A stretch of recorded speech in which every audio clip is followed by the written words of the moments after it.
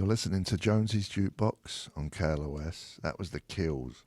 Heart of the Dog. Before that was a sensational Alex Harvey band. That track was called Faith Healer. And then before that, we had The Darkness, a track called Barbarian. Perry Farrell's in the studio. How are you? I'm doing really well this morning, Jonesy. Thanks for asking. Good to see you. Yeah, good to see you too. Did you have fun Saturday? I had a great time. I had a super time. It was better than I expected. Yeah, I was talking about it yesterday, all the people who got up and played and the hanging and whatnot. That was a great time. Mm-hmm. What else is happening? What else is happening? Yeah. We normally do a song every time. Yeah. So I'm hoping you've come up with some idea of a song. I did. Oh, good. You don't have to tell me now. Don't tell it? Okay. Well, you can, but... You can play anything, huh? Yeah. Oh, wow. That's well, or on the guitar? Yeah. Well, go easy. Oh, okay. I'm not Yngwie Malmsteen. No. I was about to do an Yngwie Malmsteen song. Darn it. All right. We'll have to think of another one. Oh, you're killing me. No, but you know, it's really cool. We've been running into each other. Yeah. This past couple of weeks. Yeah. As our friends are having birthdays, or in this case, this past weekend, Dave Grohl had a charity benefit for his kids' school, and we were both invited to go. So there we were in the I want to call it the green room. It was actually the recording studio. Yeah. And listening to the likes of who else was there? It was Paul Stanley. Paul Stanley in his yellow snakeskin boots. Yeah.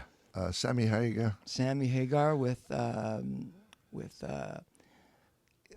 drummer Stuart Copeland. Stuart Copeland. And Jason Bonham. Jason Bonham, that's what I was going to say. Played rock and roll. Yeah, they sounded great. Yeah. Who else? There was someone else. Stuart Copeland. Me. Lisa Loeb. You. Lisa Loeb. Wait, there was other people. Was there someone else? Oh, all of the Foo Fighters. Yeah, all the Foo Fighters. That's what it is. But it was a lot of fun. Yeah, those things are always fun. Yeah. It's like whenever a musician goes out, if there's music being played, you always want to get up there, but you never say anything, right? But this is a chance for every musician in the room. They do get to get up there, and they just keep inciting each other, you know, and that's how it goes. But it was, when Dave invited me, he was like, "This is for my kid's school. So if you have anything for your kid, I'll do it as well." He's very political. Yeah, he's a good politician, Dave Grohl is. Very. But then at the end of when they got off stage, Dave approached me and he said, "I'm on the board, Rock and Roll Hall of Fame. And don't be surprised, because we've been talking about you, if come Monday you hear some news." So I am here to tell you this morning that Jane's Addiction was nominated, that is, for the Rock and Roll Hall of Fame. Yeah. I'm very pleased to Was announce. you pleased when you heard that? Well, I was typing on my computer, but my feet started clapping. Yeah. As my wife pointed out. She said, "Are you happy?" I go, "I'm all right." She goes, "Well, your feet are clapping." Yeah. So.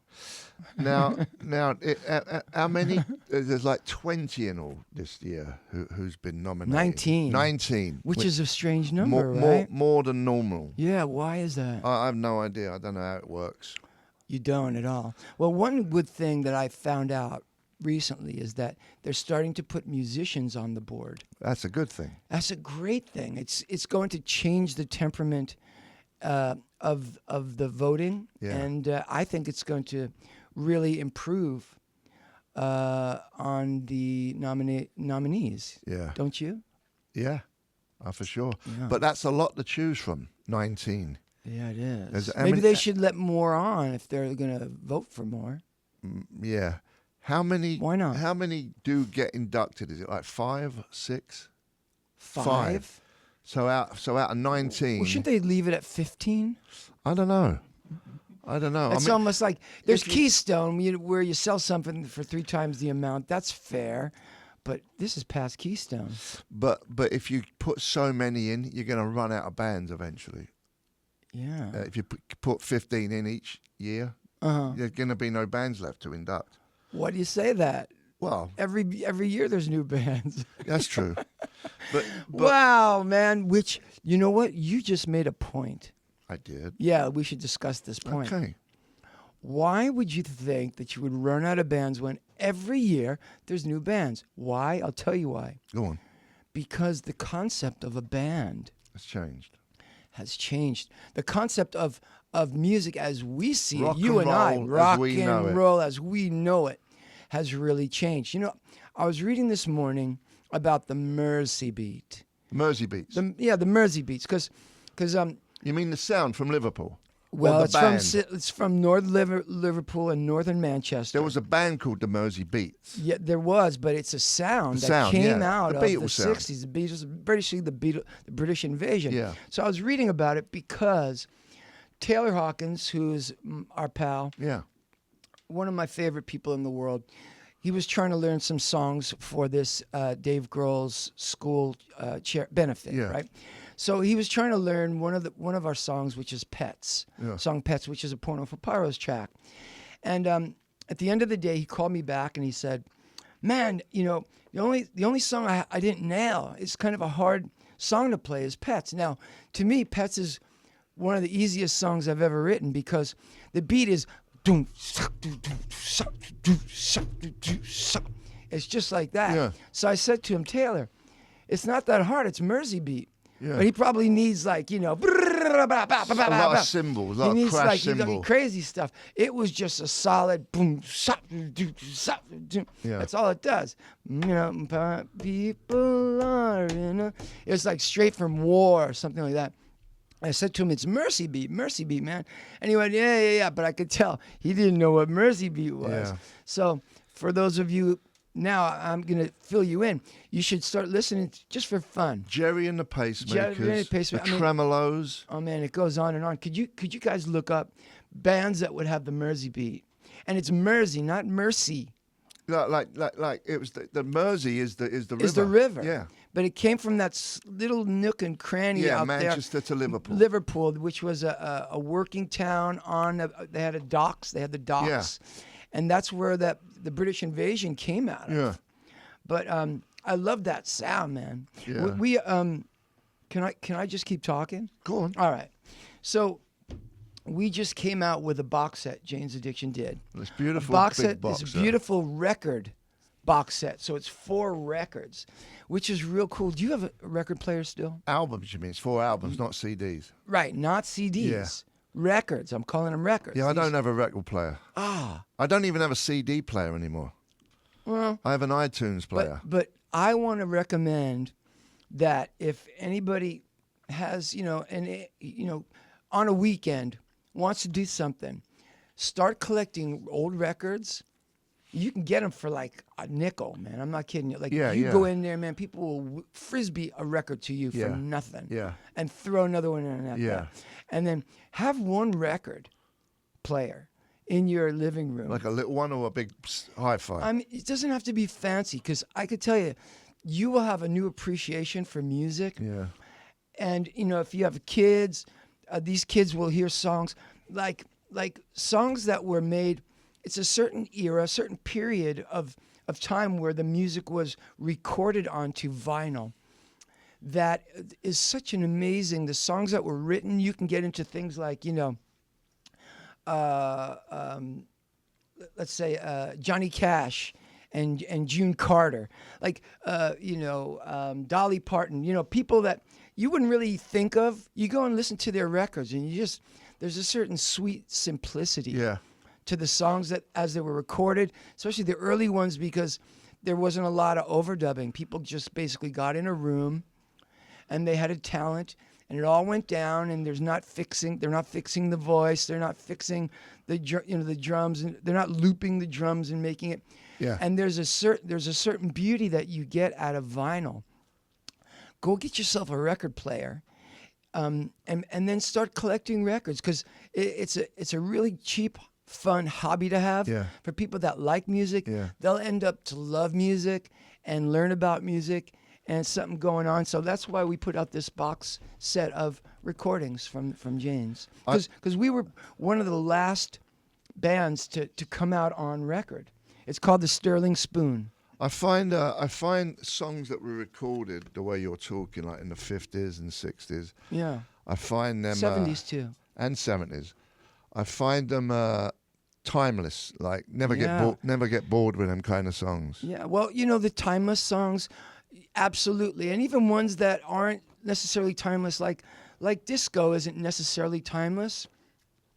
My kid was listening to disco the other day, and I just let him go on, man. I was like, I didn't say anything to him, like I just told him my disco stories. Yeah. When I went to the disco in a leisure suit, a satin leisure suit. Yeah, like John Travolta kind of. Yeah, you want me to tell you the story?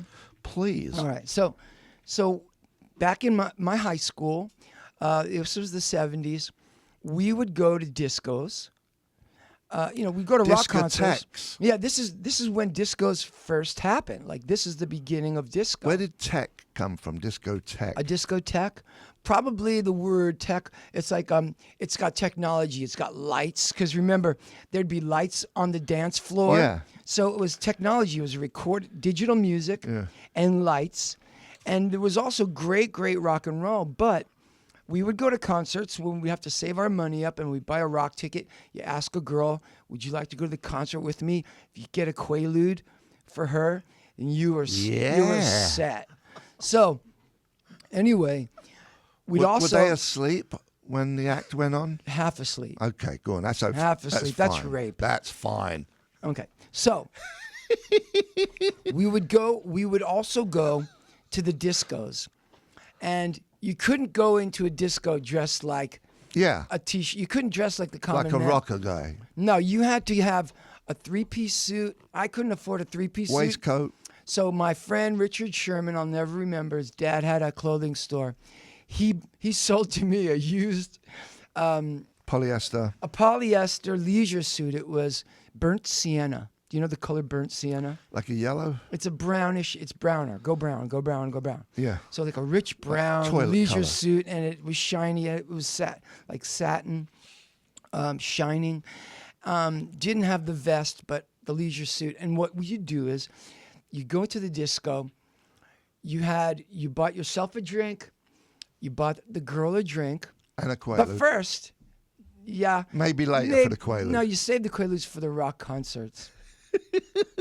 You go to there, and you had to ask a girl to dance, and it took courage. Yeah. So that's what you did. You showed it. You went there with two guy friends or a guy friend.